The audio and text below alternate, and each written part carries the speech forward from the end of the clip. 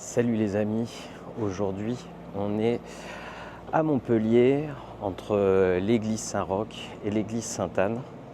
On va retrouver un artiste que je connais bien, j'avoue, et qui a fait de nombreux albums, une dizaine au total je crois.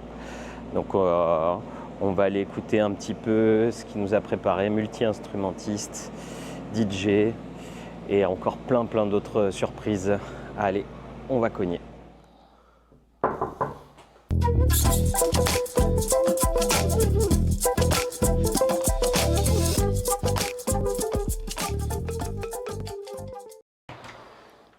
Salut Guilou, Digalista, comment ça va? Ça va et toi? Bah ça va bien, carrément. Ça va super, merci de m'accueillir aujourd'hui dans ton antre, dans ton appartement du centre-ville de Montpellier. Bienvenue. Ce matin, c'est cool. Et de nous faire découvrir un petit peu ton univers. Donc Guilou Digalista, tu as plein de choses apparemment, je vois sur ta table.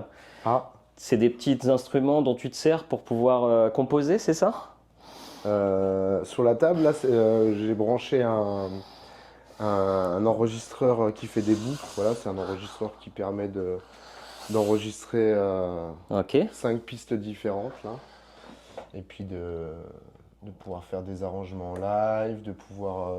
On a aussi la possibilité d'avoir 4 effets en entrée, 4 effets Ok. en sortie et 2 entrées micro, 2 entrées instruments. Donc ça, c'est vraiment un peu ta machine à tout faire. Il y en a qui servent d'ordinateur. Toi, tu utilises plutôt cet outil pour pouvoir jouer tes morceaux en live, quoi, c'est ça? Ouais, ça dépend. Il y a pas de. Ça m'arrive d'utiliser les deux. Parce qu'en fait, on peut le relier à un ordinateur. On peut Ok. exporter, importer des pistes. Ouais. Et le principe, c'est d'avoir. Voilà, aussi de pouvoir baisser les volumes, de faire ses arrangements live. Il y a des très bons effets qui donnent un côté justement live. Ok. Et de pouvoir enregistrer des pistes et de faire des boucles en live. J'utilise également un commutateur de pédales de pied Alors. pour pouvoir enclencher soit arrêter des boucles ou soit les enregistrer en live Ok. et avoir les mains libres. Avec des belles tongs. Super. C'est Super. les- On est c'est à la le sud, maison. On est à la maison, Ah c'est ouais, cool. non, on est qu'à. Soyez comme vous êtes. Moi, Ouais, je suis c'est à la cool, c'est maison, cool. j'ai- Merci de nous accueillir d'ailleurs chez toi, c'est hyper cool. Et donc du coup, tu lances un peu tes petits tes morceaux avec ça quand t'as pas les mains libres en fait, c'est ça? Voilà.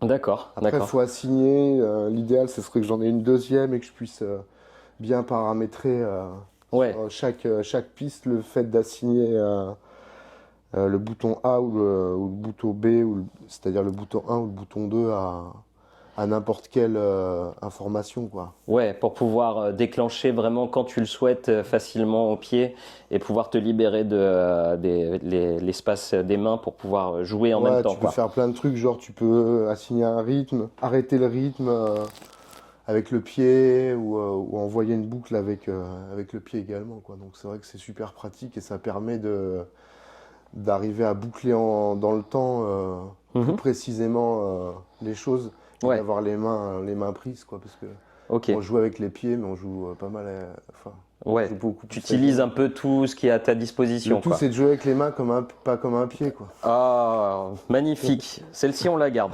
On la garde. Coupé. Merci. Non, non, on coupe pas, on coupe Non, pas. c'est horrible parce que c'est le matin, vous me pardonnerez. Et là, je vois une autre petite machine. Ça s'appelle comment ça? Je tiens à préciser que je me suis coupé les ongles des pieds quand même.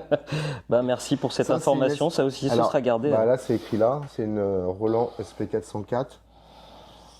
SP404, ok. Et ça te sert à quoi alors? Ça, c'est un mini sampler assez archaïque, simple, Ouais, qui permet souvent aussi de. Là, il est relié dans le looper, donc souvent j'utilise quand je sample le vinyle l'égalisation de ce sampler parce que je trouve qu'il a vraiment un son super qui permet d'égaliser les vinyles et ok. de les traiter en amont de l'enregistrement de manière incroyable, qui donne un son.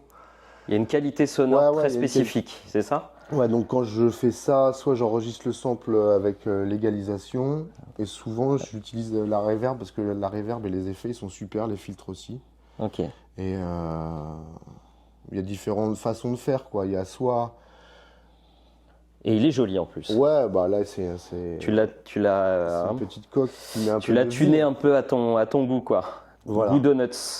Donc Ok, soit on super. utilise Et ça, les. tu t'en sers pour quoi? Pour balancer des samples, plutôt des batteries, plutôt quoi? Bah tout, ça Un peu de tout dépend. en fait. Soit sur le. J'ai un live où je l'utilise pour envoyer euh, sur un morceau des batteries, mais sinon des sons et des ambiances sonores Ok, et des samples de voix, beaucoup plus.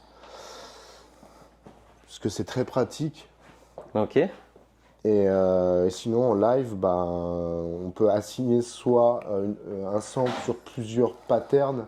Et là, même, on a 12 patterns sur une mémoire. Donc, on peut essayer de faire des trucs en live. d'accord. Et Bah, de faire du finger drumming. tout à l'heure, si tu nous en feras un petit peu, c'est ça? On va se faire une petite prise Ouais, si ensemble vous voulez. pour que tu nous montres Ouais, un peu ce dont tu te sers.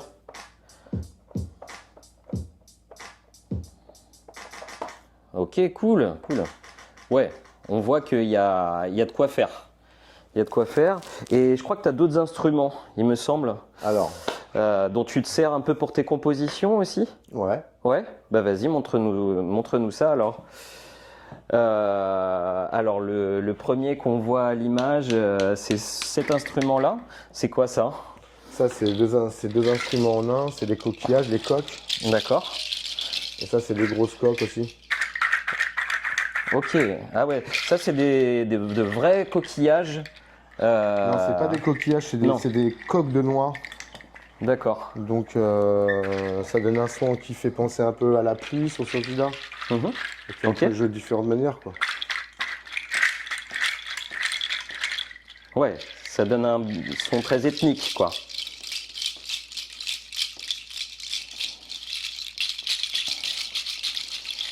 Ok, cool.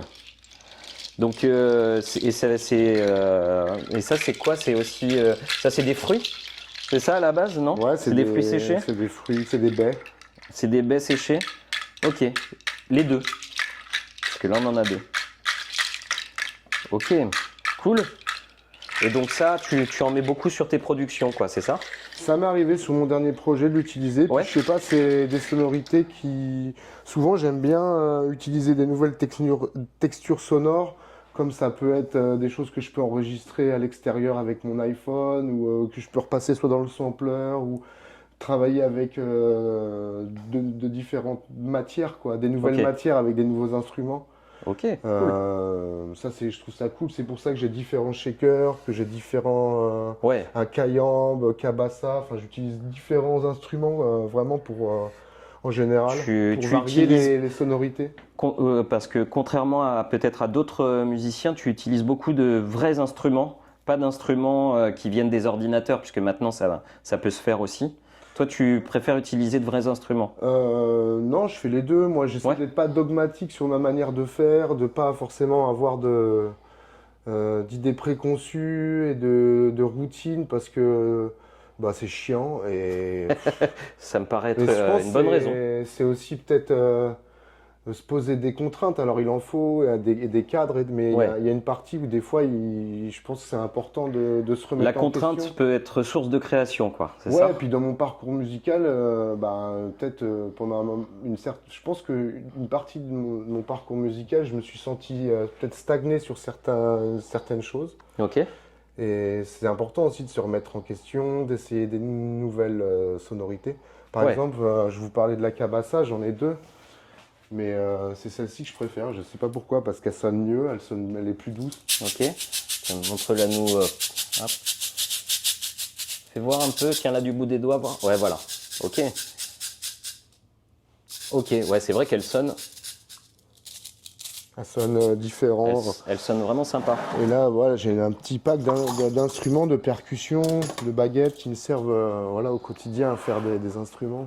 Ok. Soit que je chine à droite et gauche, par exemple, l'autre elle est beaucoup Ouais, plus c'est un peu agressive. le même modèle mais en plus gros. C'est ça? Le même principe. elles sonnent différemment, quoi. Ok. Donc c'est vrai que c'est intéressant d'avoir des sonorités différentes pour construire des morceaux avec des Et sons différents. tu as un autre instrument que tu as fait toi-même, je crois. Yes. C'est ça? J'ai fait ça. Alors, si tu peux nous le montrer un peu, qu'on le voit bien à la c'est caméra. Alors, on une dirait un bouteille de gaz. N-pan, non? Ou, C'est une bouteille de gaz que j'ai percée, que j'ai travaillé un peu à la Dremel et que j'ai accordé. Ok. Ce qui est Ah ouais, l'avantage, c'est d'accord. qu'on peut avoir ses tonalités et son accordage propre.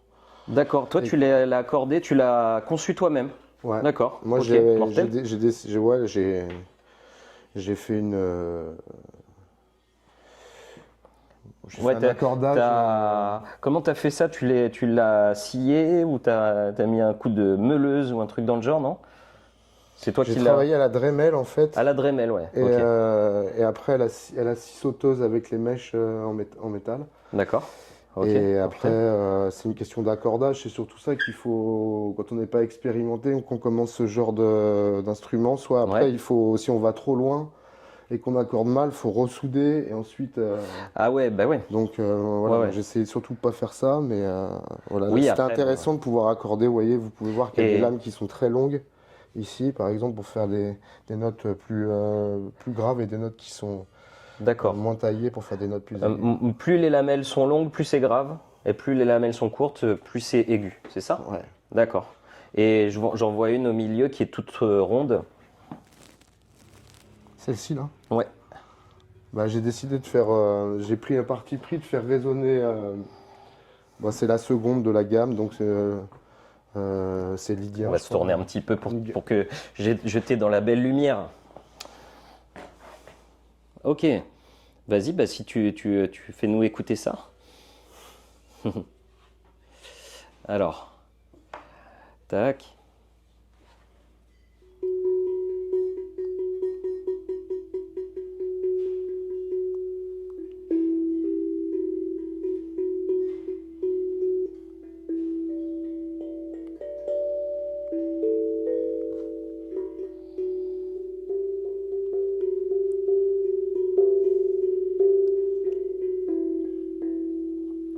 Et je rappelle que c'est fait avec une bouteille de gaz, hein, c'est ça? Exactement. Ok. Ben bravo, c'est cool, hein. Donc ça, tu l'intègres dans tes morceaux. Je l'ai utilisé, mais ouais, je l'ai utilisé. Ok. Ces derniers temps, j'en ai d'autres. Ouais. Et je trouve que c'est intéressant avec les Rhodes, parce que le Rhodes, c'est un piano avec des lamelles. Enfin, il y a un côté métallique, quoi. Ouais, Lamelles le en Rhodes, métal c'est ce fameux piano américain qu'on entend beaucoup dans le jazz. ouais, piano américain Et la d'après-guerre, qu'on entend beaucoup. Et ça, ouais, ça marche bien. C'est ma nouvelle trouvaille, ça. Je trouve que c'est des D'accord. sonorités qui marchent bien. Ça te fait kiffer. Ça marche. Super. Et je crois que tu avais un autre instrument aussi dont tu te sers beaucoup, si je ne m'abuse. Alors, c'est la flûte traversière, c'est ça? Ouais, flûte traversière Yamaha. Ok, alors ça c'est un instrument qui est plus connu du grand public et dont tu vas nous jouer tout à l'heure. Ça fait combien de temps que tu t'en sers de cet instrument, que tu le bosses? 4 ans. Ouais, je crois que ça fait 4 ans. Environ 4 ans? D'accord. Ok, donc tu commences à t'amuser un peu avec et à te sentir un peu plus à l'aise? Ouais, ça demande vraiment pas mal d'entraînement journalier. Ouais, Faut pas lâcher, quoi. d'accord. Il y a des périodes où je joue moins, je perds un peu. Ouais, Faut jouer régulièrement, faut essayer de jouer d'accord. régulièrement. Tu vas nous le montrer tout à l'heure d'ailleurs. Un peu, tu l'utiliseras dans le petit bout de musique que tu vas nous faire. Yes. Cool, cool. Bon, bah super. Donc, hop, on tourne la caméra. Resalut tout le monde. Bon, bah on va se faire la petite pause et puis on se retrouve pour discuter un peu des albums de Digalista alias Guilou. Bon, bah du coup on se retrouve après cette petite présentation de certains instruments dont tu te sers, pas tous. Parce que j'en ai vu plein qui traînaient dans les placards, hein, les trucs et tout. Donc tu te fais plaisir quoi à ce niveau-là. T'en as combien à peu près d'instruments, tu sais? Ah, quand on aime, on compte pas, mais il y a des petits, ça prend pas Bonne beaucoup de réponse. place. Mais bah, les percus, ouais, c'est facile d'avoir une petite mallette, un petit truc que tu gardes, même des Ouais, jouets pour enfants qui des ouais. fois sonnent bien. Hmm. Donc je dirais que je compte pas et que le but c'est pas de compter, mais c'est plus d'essayer de chiner, d'essayer de trouver soit des instruments qui sont à réparer ou qui sont pas trop chers et essayer de faire des trucs sympas avec quoi. Ok, ouais. Trouver de nouveaux petits instruments, même les Ouais, insolites ou oubliés ou qui traînaient dans un grenier. Et voilà, les réutiliser. ouais, c'est ça. Moi, je sais que par exemple, j'ai quelques flûtes, mais les flûtes, c'est un instrument qui est pas trop volumineux, donc c'est pas des contrebasses, ça va quoi. Ouais, Et voilà, de petits instruments comme ça ok. qui sont de tout ordre, soit des percussions, soit des vents, j'ai aussi en haut, j'ai un petit carillon, un Alors balafon, ça, on le j'en voit ai pas un. trop au cadre, mais ouais. Hein. Du coup, ouais, un balafon aussi, c'est quoi d'autre comme instrument au balafon, je vois. Ton instrument, une kora, c'est C'est ça? une petite kora C'est et une petite ngoni. kora? Ngoni, pardon, ouais. Ok. Ngoni, c'est une petite kora, quoi. Voilà, en gros, D'accord, pour d'accord. simplifier les Ok. choses. Cool, donc ça c'est ce dont tu te sers actuellement, mais on va retracer un petit peu ton parcours quand même. Hein. Donc il me semble que tu viens du centre de la France, puisqu'on va pas se le cacher, on se connaît bien quand même. Donc région qui nous est chère à tous les deux. Et comment tu as commencé à faire de la musique un peu qu'est-ce qui t'a amené sur les instruments ou enfin voilà, par quel biais t'es arrivé là? Bah, par le biais du DJing Ok, et voilà, la musique DJing parce que c'était une période où il y avait le scratch aussi, j'ai commencé par le scratch, ouais, le sampling par des vinyles aussi, tout ça, par l'ordinateur également, mais parce que j'avais pas de sampler à l'époque. donc c'est pas mal par les platines Ouais. qui permettent d'utiliser tous les sons qui sont disponibles sur les disques Ouais, moi au ou début je faisais ça quoi, c'était un peu comme Birdie Nam Nam, c'est poser des petites strates de ouais, sons à Birdie Nam la... Nam qui est un groupe de DJ qui utilise les platines pour Ouais. composer de la musique live. Oui, comme les breakbeats, les phases de scratch qu'on a dans les breakbeats, il y a différents sons. Ok, J'essayais d'aller piocher dans des sources différentes de disques, ouais, variées, en chinant en essayant au départ d'en avoir des pas trop chers, quoi. Et de d'où créer Digalista. voilà, créer un univers. Ça vient d'où ce nom d'ailleurs, Digalista qu'est-ce qui t'a inspiré ce nom d'artiste? Mais en fait, c'est la radio, c'est que j'ai fait pas mal de radio Ouais, et que j'ai des potes dédicaces au bruit qui tourne à Châteauroux, à Rémi, DJ Snai, et Rudy également, avec qui on a joué au foot quelques années, mhm, qui ont fait une émission de radio qui s'appelait Boomba Diga ok, et qui s'est arrêtée. Et j'avais ça, quoi, Diga. ouais, Et Diga, je disais, ouais, Digger, c'est cool, je veux pas les pomper, mais je sais pas, ça me revenait tout le temps, Diga. Donc après, Diga, j'ai enchaîné, j'ai trouvé Digalista. ok, Et avant, je m'appelais Guilou, ok, parce que mon prénom, c'est Guilherme. d'accord, Et voilà, j'ai voulu faire des projets un peu, on appelle ça un peu de traverse, quoi, un peu des projets différents. Donc je me suis dit, c'est cool de développer un univers avec un autre pseudonyme. mhm. Et bah, du coup, alors, t'as commencé il y a combien? Une vingtaine d'années, quelque chose comme ça, à composer? Je veux pas trop Ouais, te 20 vieillir, hein, ans. je suis Ouais, désolé. non, c'est vrai, j'ai fait une école de son, ingé son, ici même à Montpellier. Qui Donc, s'appelait? Studio M. Ça existe toujours, ça, Ouais, Studio M, ouais. ouais, ça existe toujours. D'accord. Et donc, pendant cette année, c'est vrai que c'était assez varié parce qu'on avait aussi bien des cours d'acoustique que des cours de maintenance, que des cours de radio, que des cours de Ouais. régisseur de scène. Donc c'était super riche et à l'époque j'avais pas d'ordinateur mais je suis rentré comme ça un peu dans le Mhm. monde de la musique et j'ai rencontré Baroque DJ Ok. qui était un producteur à Montpellier et il m'a bien mis le pied à l'étrier, il m'a livré des petits secrets qui m'ont permis de progresser et après voilà j'ai fait 2 ans de solfège qui m'ont aidé aussi Ouais. à comprendre plus la Ah, musique ok. et comment composer. Et à l'époque, je travaillais sur Logic, Logic 5, Logic 6. Logic, c'est un logiciel Ouais, de composition, de MAO, quoi, de musique voilà, ouais. assistée par ordinateur. Et puis après, les logiciels, ils ont commencé à s'améliorer aussi, donc Ouais, moi aussi, un peu, ça je aide, pense. ça aide. Maintenant, on se sert beaucoup des ordinateurs. Du coup, tu as composé combien d'albums jusqu'à ce jour à peu près? Bah là, j'en suis à mon neuvième album. 9 albums, Ouais, et j'ai d'accord. un album de près, donc ouais, ça va être le 10e. D'accord. Oh, ça se fête, ça, le dixième Ah ouais, album. je pense que le 10e. Ça se fête. T'es content de ton évolution parce que 10 albums, c'est pas mal. Enfin voilà, je pense qu'il y a beaucoup d'artistes qui aimeraient bien en avoir autant. Et du coup, t'as fait des albums sur quel thème un peu?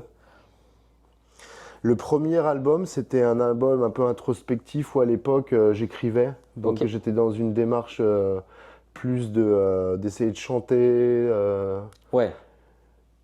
Parce que on l'a pas dit, mais tu rappes aussi, tu chantes. Bah, j'ai commencé un peu comme ça dans les groupes de rap et que moi j'avais pas hyper confiance en moi. Donc au début je rappais pas, j'étais plus le DJ, je faisais les bacs. Ok.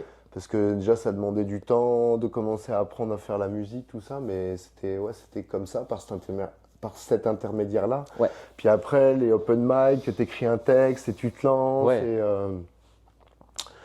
Et puis, ouais, 2, 3 trucs que je faisais à l'époque, plus hip-hop instrumental.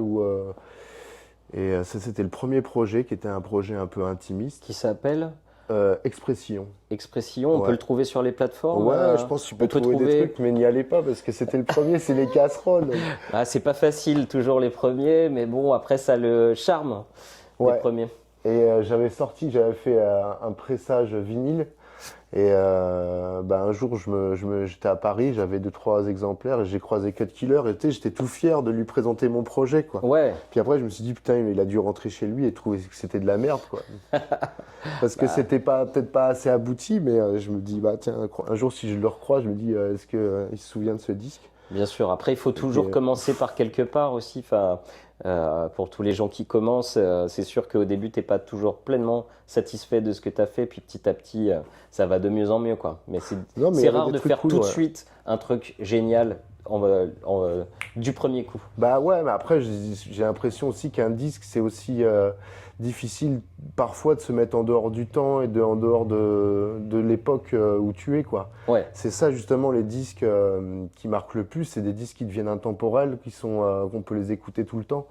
ok. Et bon, je pense que c'est normal pour un Mhm. premier album de pas forcément Ouais. cocher toutes les Donc cases, ça, quoi. c'est le premier album, et après, t'es parti, t'es resté dans cette vibe hip-hop instrumentale, ou t'as tenté un peu d'autres aventures? Ah, là, je suis parti, j'écoutais de l'électro aussi, et après, j'ai eu la chance et l'opportunité Mhm. euh, d'avoir un studio d'enregistrement professionnel Ah, avec, à l'époque, j'avais mes enceintes, mais il y avait également les enceintes du studio, et il y avait une super acoustique avec une cabine équipée, tout ça, donc je pouvais envoyer du son, et je me suis lâché, j'ai sorti un projet électro, un ouais, peu electronica, avec des influences hip-hop, qui s'appelle Empreinte Digitale.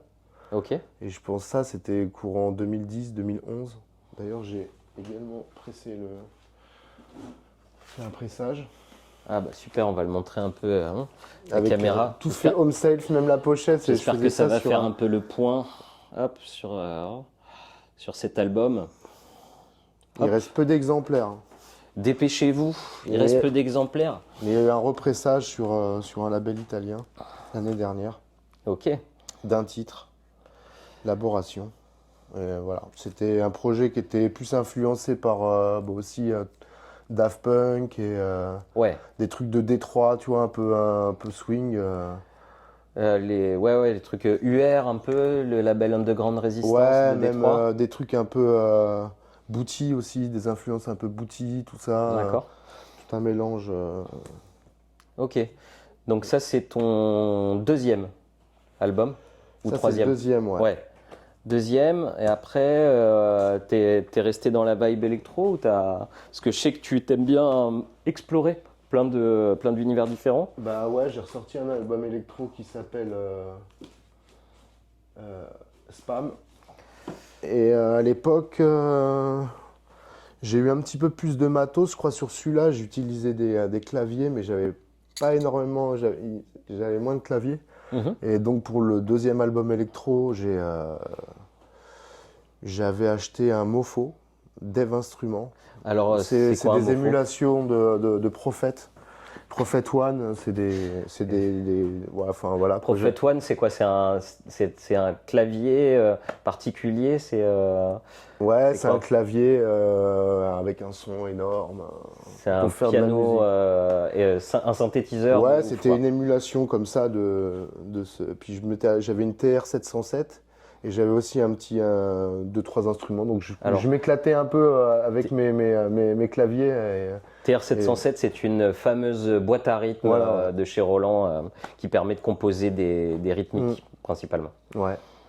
Et voilà, à l'époque, j'avais aussi un Moog.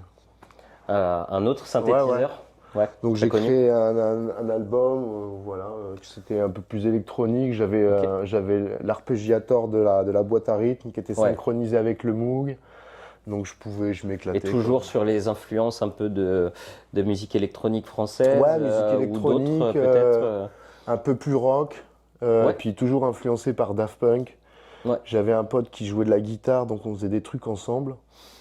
Et, euh, ok. et c'était assez intéressant ouais, de continuer sur ce registre-là, je travaillais avec un ingé son, Olivier Thillot à l'époque, Ok. où on essayait vraiment de travailler sur le son, sur les sonorités, avoir même des trucs qui sonnent comme Justice, tu vois, pas, mais des Ouais. trucs bien produits, quoi, Headbangers, tout ça, quoi.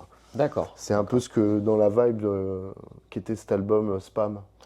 Ok. 2013, je pense, 2014. 2013, Pam. Et entre-temps, j'ai sorti, juste quoi, un an après, j'ai sorti Soulist Volume 1. Parle-nous-en un petit peu de sous-liste de Bah, quoi. Soulist, en fait, c'était.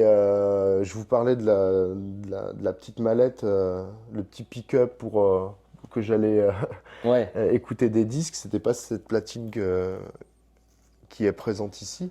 Bah, Soulist, c'est sorti d'un remix d'un titre de Billie Holiday interprété par Nina Simone Ok. Deux grandes chanteuses noires ouais, américaines. que j'ai mis en 45 tours et ça m'a fait un truc. Le morceau était cool, j'ai eu des bons retours et ça m'a poussé à continuer sur faire un album concept où je passais en 45 tours les samples de soul ou les samples de musique assez lente pour Ok. avoir déjà un grain, Ouais, une particulier. sonorité particulière. Voilà. Ok.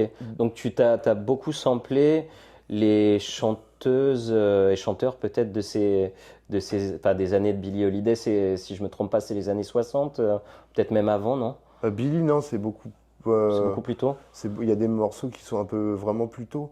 Ouais. Mais ouais, c'était une contrainte qui était de Ok. partir là-dessus sur du sampling vraiment et des changements de tonalité sur les voix ou Ouais. sur les timbres pour vraiment avoir un son vintage, hip-hop, soul.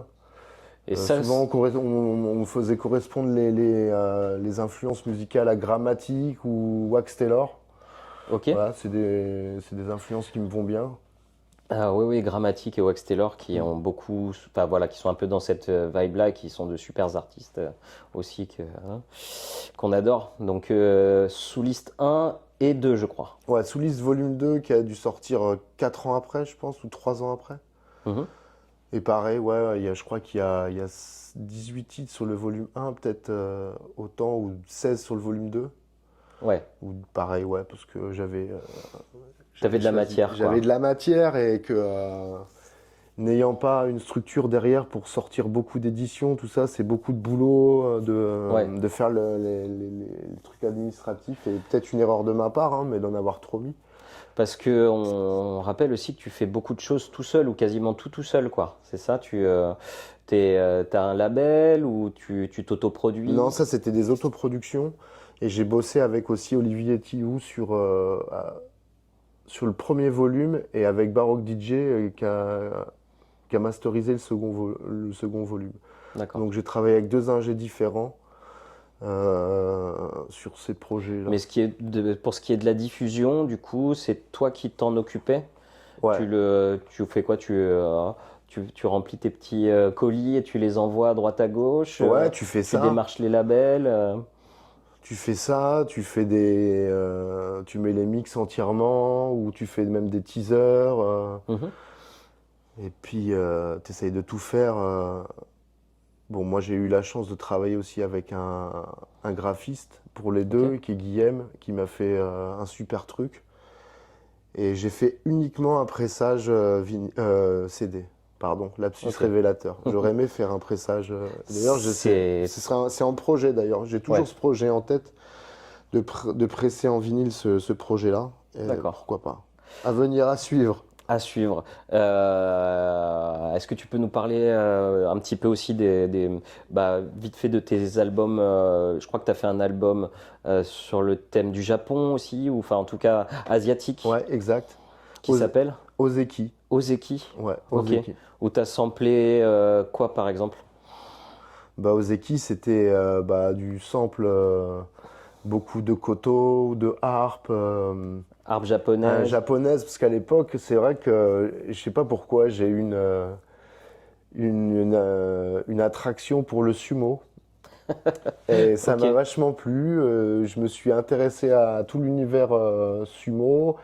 Et il y avait des super bandes son qui passaient. D'accord. À l'époque, j'écoutais Onra aussi pas mal. Et Onra m'a beaucoup influencé pour Onra, super artiste français. Chinoiserie, volume 1, volume 2, ouais. volume 3. Et j'ai tellement écouté ça avec le sumo que j'étais dans mon trip et que j'ai retranscrit un peu un album où j'ai utilisé des kotos, également des bandes originales de films, Ok. des discours aussi. J'ai utilisé le discours de Rodin, qui est un Ouais. discours enfin, le testament de Rodin, qui est pour moi une œuvre que tout artiste devrait écouter une fois dans sa Ok. vie, parce qu'il y a tout dedans, tous Ouais. les conseils Pour, pratiquer l'art, quoi. Il y a des bons C'est ça. conseils Il y a des bons conseils. que j'ai Allez transmis en écouter. japonais avec l'intelligence artificielle à l'époque. D'accord. Et voilà, je suis parti là-dessus, sur cet album, avec Il faut aller écouter le discours de Rodin, c'est ça? Non, le testament. le testament de Rodin. Bon, bah tu vois, moi je le connais pas, je suis un mauvais artiste. Mais je vais aller écouter ça quand même pour ma culture générale. Enfin, le lire. Après, Ou tu le lire. l'écoutes dans Ou ta le lire. tête, Ouais, en ouais. le lisant. Et du coup, t'as fait encore d'autres albums jusqu'à arriver un peu à ton dernier album que moi j'adore. Le dernier album, j'aime les autres aussi, mais alors le dernier, il me plaît bien. Et le dernier album, t'es parti sur quoi un peu? Le départ, Ouais, t'es parti sur quel style, enfin voilà, quelles influences? Puisque j'ai l'impression que tu changes un peu d'influence à chaque album, ça te donne une discographie assez large. c'est-à-dire que moi, vu que j'ai commencé plus tôt, j'ai toujours été attaché à la ligne pas des albums concept, mais d'écouter une œuvre dans son entièreté, alors qu'on n'est plus du tout dans ce modèle-là aujourd'hui. Donc, Ouais, ce qui change la donne, et pour un artiste, on doit s'adapter au marché actuel, hein. Donc, mhm. moi, j'essaye de contourner un peu les choses Ouais, et de m'adapter parce que il faut sortir des maxis, c'est important, que les projets qui sont longs, ça prend du temps, que le format a changé, que la durée des morceaux aussi change. ouais, il y a de C'est pour grosses ça que le live, évolutions. ça permet d'amener d'amener les gens un peu plus où Mhm. tu veux, quoi. C'est Ok. cool. Et ta question, c'était Sur quelles influences tu es parti pour sur les ton influences, dernier album? sur, sur les instruments que je pratiquais, quoi. Sur les influences un peu africaines ou... La percu, parce qu'à l'époque, je faisais de la percu et du ngoni. Donc sur des morceaux, il y avait la flûte, sur des morceaux, il y avait le mélange du ngoni, de la flûte, des percussions. Ok, Et puis, d'une vibe un peu plus ethnique, un peu plus world. d'accord. Euh, euh, et puis sur certains morceaux plus dansantes, parce que c'est un projet qui est né pendant le confinement. Ouais, Et grand moment on d'introspection pour pouvait tout le pas faire monde. danser les gens, Mm. machin et tout, et que du coup j'avais un truc qui était festif, quoi, comme un peu Ouais, un exutoire, quoi, de faire de la musique festive. Et puis c'est pour ça que je l'ai appelé Thébaïde, parce que Thébaïde ça fait référence à, à un peu un isolement, et puis en même temps c'est un peu un exil, quoi. d'accord, C'est ouais. l'histoire d'un exil, les Thébaïdes et les gens qui ont été expulsés. Et voilà, c'était un peu comme un exutoire de me retrouver seul et de pas pouvoir faire de la musique, d'être bloqué Ouais, et d'avoir une vie aussi à oui, moi. J'avais un modèle de vie qui était un peu original et, euh, et que ça me représentait bien. Donc j'ai mhm. sorti ça en 2 volumes Qui de s'appelle? Thébaïde 1, Thébaïde 2, Ok, qui doivent 8 morceaux chacun.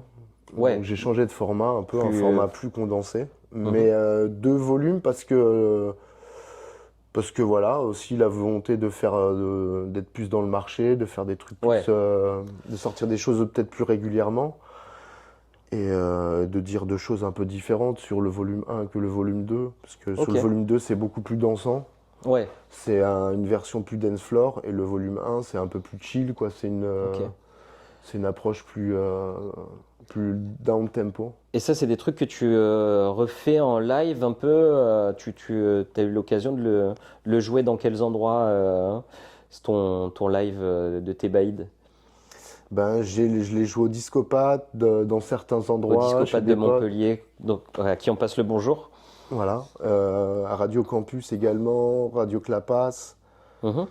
Et puis ouais, j'ai des morceaux qui Dans des sont en petits live et qui endroits. sont généralement conçus en live pour pouvoir aller pistes différentes et Pour te servir du matériel qu'on a filmé tout à l'heure et qu'on va encore filmer après quand tu vas nous refaire ton petit live de tout à l'heure, quoi. Ok. Et est-ce que là, tu as des petits projets un peu qui arrivent sur les plateformes ou en live ou des concerts? Ben ouais, ouais, ouais. J'essaye de sortir un titre tous les 2 mois, Ok. tous les trimestres. Donc là, il y a 2 maxi qui sont sortis, il y a Zayama Ouais. et il y a Tibundo. J'ai un autre titre, voilà aussi, enfin j'ai pas mal de titres qui sont sur ma pédale, mais qui sont pas forcément finis de mixer, Ouais. mais que j'utilise en live. Et puis il y a des morceaux qui sont déjà prêts. Et j'ai un projet caraïbéen et brésilien qui va sortir au printemps, j'espère, D'accord. fin du printemps ou début de l'été. Et voilà, il faut que je finisse le mixage et le mastering, et j'espère vous faire partager ça, parce que Ouais. c'est un projet aussi super cool, Qui te avec tient des à morceaux cœur. que j'ai fait il y a un petit bout de temps que j'ai pas pu sortir. Mhm. Donc il y a des titres qui sont dans les tiroirs depuis longtemps, mais il y a des morceaux hyper cool. Ok. Donc ça va être une autre ambiance, un peu beaucoup plus brésilienne, Cool. bien festive, Moi, j'adore le plus, Brésil. plus latino. Mm. Et voilà, partir sur des albums un peu concept comme ça. Et puis un autre album qui va être aussi, je pense, beaucoup plus africain, beaucoup plus tribal, où il y a déjà trois titres, dont 2 qui sont déjà sortis sur les plateformes Et en qui maxi. s'appelle? Bah, Zayama Ok. et Tibundo. D'accord. D'accord. Et que tu vas nous faire écouter tout à l'heure. Voilà. Ok. Euh, la batterie est à 100%, ça c'est cool. On est prêt. On est Bah à écoute, 100%. Je crois que du coup, on a dit plein de choses. Mais est-ce que ça te dit de nous faire un petit peu ton petit titre Allez. Ok. Tu vas nous faire quoi là, du coup, s'il te plaît? Bah, Zayama, je vais vous faire écouter Zayama, dont Ok. on parlait Donc, juste avant. sûrement concert un peu dans la région du sud de la France. Le 15 avril à Roquebrun. Le 15 C'est avril la à première Roquebrun. date, je reprends un peu le live. 15 Parce que avril j'ai eu une 2024. période De pause. de pause parce que j'avais pas forcément le lieu pour répéter. Ouais, d'accord. Donc le 15 avril à Roquebrun et sur toutes les plateformes, on tape Digalista Tigalista, ouais. et Guilou pour les premières productions. GWILH2O ou Digalista, DIGALISTA. Ok, super. Eh ben merci Digalista. Et puis ben tu nous fais une petite démo. Cool. Yes.